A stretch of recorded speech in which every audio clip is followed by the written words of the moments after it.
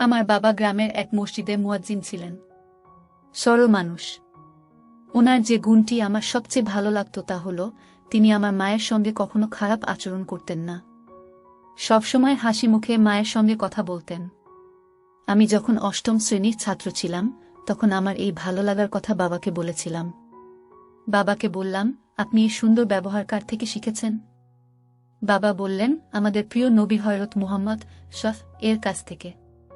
নবীজি বলেছেন, স্ত্রীর সাথে হাসি মুখে কথা বললে আল্লাহ খুশি হন এবং সে ঘরে আল্লাহ রহমত দেন। তুমি যখন বড় হয়ে বিয়ে করবে তখন অবশ্যই স্ত্রীর সাথে হাসি মুখে কথা বলবে। আমার সরল বাবা নবীজি কে খুব মানতেন। আরেকটা ঘটনা বলি। একদিন এশার নামাজের পর মসজিদের বারান্দায় সাপ দেখা গেল। সবাই লাঠি হাতে যখন সাপটাকে মারতে গেল বাবা তখন সবাইকে থামালেন। সবাই উত্তেজিত হয়ে তখন বাবাকে বলল, মুয়াজ্জিন সাহেব, সাপটা বিষাক্ত। আর বিষাক্ত সাপ রা সুন্নত, তাহলে আপনি বাধা দিচ্ছেন কেন? জবাবে বাবা বললেন, আমি আপনাদের এই প্রশ্নের উত্তর দেব, তার আগে আপনারা সবাই দরজা থেকে সরে যান। বাবার কথায় সবাই দরজা থেকে সরে এক পাশে চলে এলো। বাবা তখন সাপটার দিকে তাকিয়ে বিড়বিড় করে কি যেন বলতে লাগলেন। সাপটা এই সময়ের মধ্যে খোলা দরজা দিয়ে বেরিয়ে অন্ধকারে মিশে গেল। সাপটা জীবন্ত বেরিয়ে যাওয়াতে সবাই বেশ ক্ষেপে গেল। বাবা তখন ক্ষিপ্ত মানুষদের উদ্দেশ্যে বললেন, নবীজি সাপ রোতে বলেছেন, কিন্তু পুরো হাদিসটা হয়তো আপনারা জানেন না। নবীজি বলেছেন, জিনেরা অনেক সময় সাপ আর বেড়ালের রূপ ধারণা করে থাকে।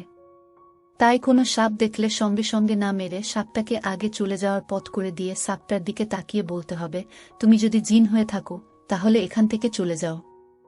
তোমাকে রোবো না, এই কথাটা 3 বার বলতে হবে।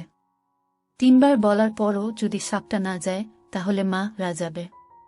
আমি সাপটার দিকে তাকিয়ে ওই কথাটাই বলছিলাম। 3 বার বলার আগেই সাপটা চলে গেল। তার মানে ওটা সাপ ছিল না, জিন ছিল। আশা করি আপনারা প্রশ্নের উত্তর পেয়েছেন। মুহূর্তে সবাই শান্ত হয়ে গেল, কারণ নবীজির কথাকে অমান্য করার সাহস কারো ছিল না। বাবা বাড়ি এসে মাকে ঘটনাটি বললে মা খুব খুশি হয়েছিলেন। এর কিছুদিন পরই বাবার জীবনে এক ভয়াবহ বিপদ নেমে এলো। আমাদের বাড়ির পাশে এক ক্ষমতাবান লোক থাকত। লোকটা হঠাৎ করে একদিন বাবাকে ডেকে বলল, আমাদের বাড়ির সামনের অংশটা অর্থাৎ উঠানটা তার জায়গা। প্রমাণ হিসেবে সে দলিলপত্র দেখালো। এগুলো যে ভুয়া দলিলপত্র এটা বাবা জানতেন, এবং লোকটাকে সে কথা বললে লোকটা তা মানল না। না মেনে সেদিন রাতেই লোকটা আমাদের বাড়ির সামনে দেয়াল তুলে দিল। এতে আমাদের চলাচলের ভীষণ সমস্যা হতে লাগল।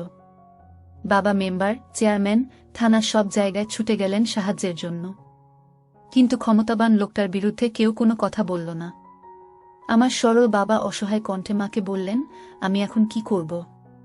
মা বললেন, ধৈর্য ধরো, এটা নিশ্চয়ই আল্লাহর পরীক্ষা। একথা বলেই মা থেমে যাননি। তিনি এক অসাধারণ কাজ করলেন। মায়ের এক ছোট ভাই অর্থাৎ আমার এক মামা শহরের একটা মাদ্রাসায় শিক্ষকতা করতেন। তিনি এক উচ্চপদস্থ সরকারি কর্মকর্তার ছেলে মেয়েদের আরবি পড়াতেন।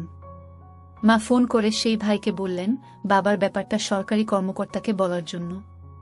কর্মকর্তা চাইলে এই ব্যাপারে সাহায্য করতে পারবেন। মামা তাই করলেন। কর্মকর্তা সব শুনে আমাদের জেলার পুলিশ প্রধানকে ফোন করে বাবার জমি জোর করে দখল করার কথা বললেন এবং দ্রুত ব্যবস্থা নিতে বললেন।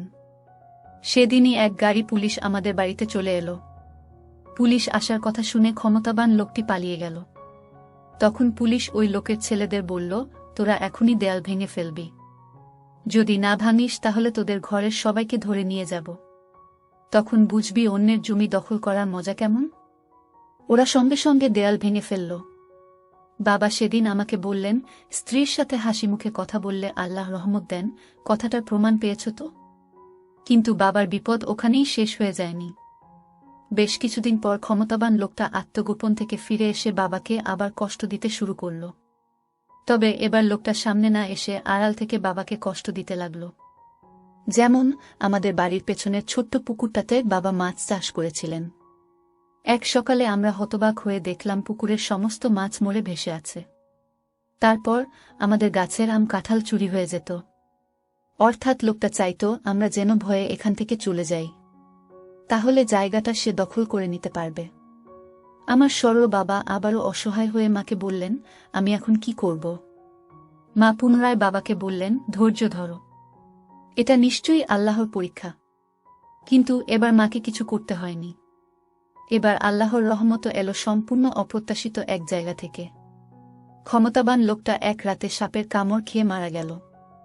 কথাটি শুনে আমার স্ত্রী চমকে গেল এবং বলল, তোমার বাবা মসজিদে যে সাপটাকে বাঁচিয়েছিলেন, ক্ষমতাবান লোকটাকে কি সেই সাপটাই কামড়েছিল? অর্থাৎ জিনে একাজ করেছিল। বললাম, গ্রামের সবাই সেদিন তাই বলেছিল। তবে আমি সেটা জানি না। সেটা জানা সম্ভবও নয়। আমি শুধু জানি স্ত্রীর সাথে হাসি মুখে কথা বললে আল্লাহ রহমত দেন। আমার সরল বাবা তা প্রমাণ করে গেছেন। এই বলে আমি স্ত্রীর দিকে হাসি মুখে তাকালাম। আমার বাবা গ্রামের এক মসজিদে মুয়াজ্জিন ছিলেন। সরল মানুষ। ওনার যে গুণটি আমার সবচেয়ে ভালো লাগত তা হল, তিনি আমার মায়ের সঙ্গে কখনো খারাপ আচরণ করতেন না। সবসময় হাসি মুখে মায়ের সঙ্গে কথা বলতেন। আমি যখন অষ্টম শ্রেণীর ছাত্র ছিলাম, তখন আমার এই ভালো লাগার কথা বাবাকে বলেছিলাম। বাবাকে বললাম, আপনি এই সুন্দর ব্যবহার কার থেকে শিখেছেন? বাবা বললেন, আমাদের প্রিয় নবী হযরত মুহাম্মদ এর কাছ থেকে। নবীজি বলেছেন, স্ত্রীর সাথে হাসি মুখে কথা বললে আল্লাহ খুশি হন এবং সে ঘরে আল্লাহ রহমত দেন। তুমি যখন বড় হয়ে বিয়ে করবে, তখন অবশ্যই স্ত্রীর সাথে হাসি মুখে কথা বলবে। আমার সরল বাবা নবীজি কে খুব মানতেন। আরেকটা ঘটনা বলি। একদিন এশার নামাজের পর মসজিদের বারান্দায় সাপ দেখা গেল। সবাই লাঠি হাতে যখন সাপটাকে মারতে গেল, বাবা তখন সবাইকে থামালেন। সবাই উত্তেজিত হয়ে তখন বাবাকে বলল, মুয়াজ্জিন সাহেব, সাপটা বিষাক্ত। আর বিষাক্ত সাপ রা সুন্নত। তাহলে আপনি বাধা দিচ্ছেন কেন? জবাবে বাবা বললেন, আমি আপনাদের এই প্রশ্নের উত্তর দেব। তার আগে আপনারা সবাই দরজা থেকে সরে যান। বাবার কথায় সবাই দরজা থেকে সরে এক পাশে চলে এলো। বাবা তখন সাপটার দিকে তাকিয়ে বিড়বিড় করে কি যেন বলতে লাগলেন। সাপটা এই সময়ের মধ্যে খোলা দরজা দিয়ে বেরিয়ে অন্ধকারে মিশে গেল। সাপটা জীবন্ত বেরিয়ে যাওয়াতে সবাই বেশ ক্ষেপে গেল। বাবা তখন ক্ষিপ্ত মানুষদের উদ্দেশ্যে বললেন, নবীজি সাপ রোতে বলেছেন, কিন্তু পুরো হাদিসটা হয়তো আপনারা জানেন না। নবীজি বলেছেন, জিনেরা অনেক সময় সাপ আর বেড়ালের রূপ ধারণা করে থাকে। তাই কোনো সাপ দেখলে সঙ্গে সঙ্গে না মেরে সাপটাকে আগে চলে যাওয়ার পথ করে দিয়ে সাপটার দিকে তাকিয়ে বলতে হবে, তুমি যদি জিন হয়ে থাকো তাহলে এখান থেকে চলে যাও। তোমাকে রোব না, এই কথাটা 3 বার বলতে হবে। 3 বার বলার পরও যদি সাপটা না যায়, তাহলে রা যাবে। আমি সাপটার দিকে তাকিয়ে ওই কথাটাই বলছিলাম। 3 বার বলার আগেই সাপটা চলে গেল। তার মানে ওটা সাপ ছিল না, জিন ছিল। আশা করি আপনারা প্রশ্নের উত্তর পেয়েছেন। মুহূর্তে সবাই শান্ত হয়ে গেল, কারণ নবীজির কথাকে অমান্য করার সাহস কারো ছিল না। বাবা বাড়ি এসে মাকে ঘটনাটি বললে মা খুব খুশি হয়েছিলেন। এর কিছুদিন পরই বাবার জীবনে এক ভয়াবহ বিপদ নেমে এলো। আমাদের বাড়ির পাশে এক ক্ষমতাবান লোক থাকত। লোকটা হঠাৎ করে একদিন বাবাকে ডেকে বলল, আমাদের বাড়ির সামনের অংশটা অর্থাৎ উঠানটা তার জায়গা। প্রমাণ হিসেবে সে দলিলপত্র দেখালো। এগুলো যে ভুয়া দলিলপত্র এটা বাবা জানতেন, এবং লোকটাকে সে কথা বললে লোকটা তা মানল না। না মেনে সেদিন রাতেই লোকটা আমাদের বাড়ির সামনে দেয়াল তুলে দিল। এতে আমাদের চলাচলের ভীষণ সমস্যা হতে লাগল। বাবা মেম্বার, চেয়ারম্যান, থানা সব জায়গায় ছুটে গেলেন সাহায্যের জন্য, কিন্তু ক্ষমতাবান লোকটার বিরুদ্ধে কেউ কোনো কথা বলল না। আমার সরল বাবা অসহায় কণ্ঠে মাকে বললেন, আমি এখন কি করব? মা বললেন, ধৈর্য ধরো। এটা নিশ্চয়ই আল্লাহর পরীক্ষা।